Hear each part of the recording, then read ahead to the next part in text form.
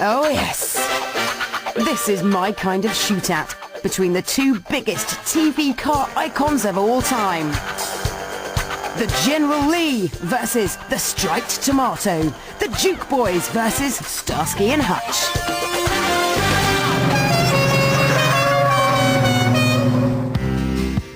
Trouble sure had a way of finding them Duke Boys and their 1969 Dodge Charger RT.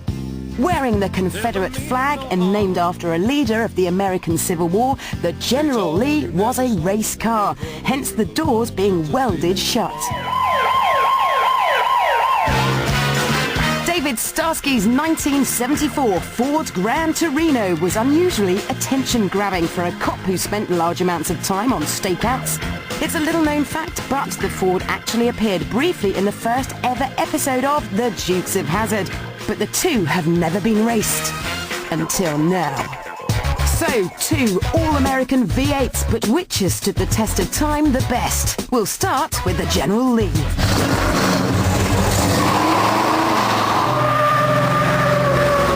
This car is 18 feet long, it's 6 feet wide, it weighs 2¼ ton. When it was new, it was 375 brake horsepower. But the best thing about this car is the noise. A 7.2-litre engine. But still, that is not enough to get this car sideways, which I am amazed at. Turn in, well, you turn in and the steering's optional, quite frankly. Oh, and the brakes are absolutely diabolical. Would be destroyed every episode during filming. So Warner Brothers got through 320 of them, which meant eventually there was a shortage of Dodge Chargers in Southern California. So the cheeky film boys ended up repeating some of the jumps and the crashes that had appeared in earlier episodes. Making their way, the only way they know how. Right, come on, Boss Hog, let's do a fast lap. It says I'm doing 100 miles an hour. I don't quite believe it. Oh my God, brake, brake, brake. I have turned the wheel and the tyres have thankfully come with me. It's such a massive, lolloping lump that I am amazed the Duke Boys didn't get caught more. What was Boss Hog driving? A mule? The General Lee crosses the line in a surprisingly slow 2 minutes 33.59. Will the Ford Gran Torino be any quicker?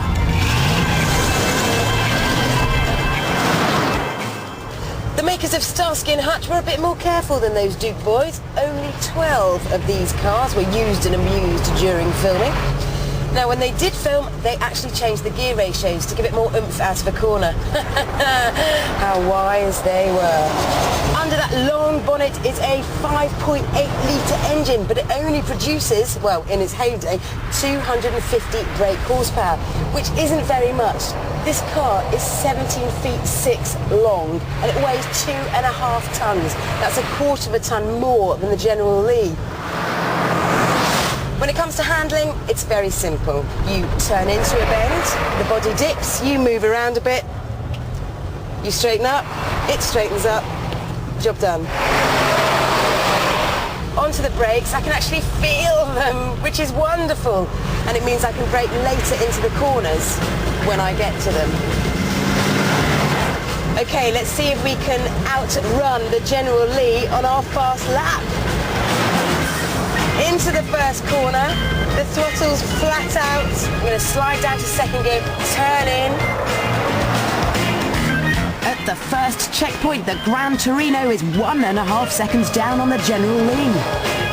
I think my cornering speed is similar to that of the General Lee. It takes me quite a while to get to the corner and to exit the corner. At the chicane, it's 2½ seconds down. I'm gently getting to 60 miles an hour.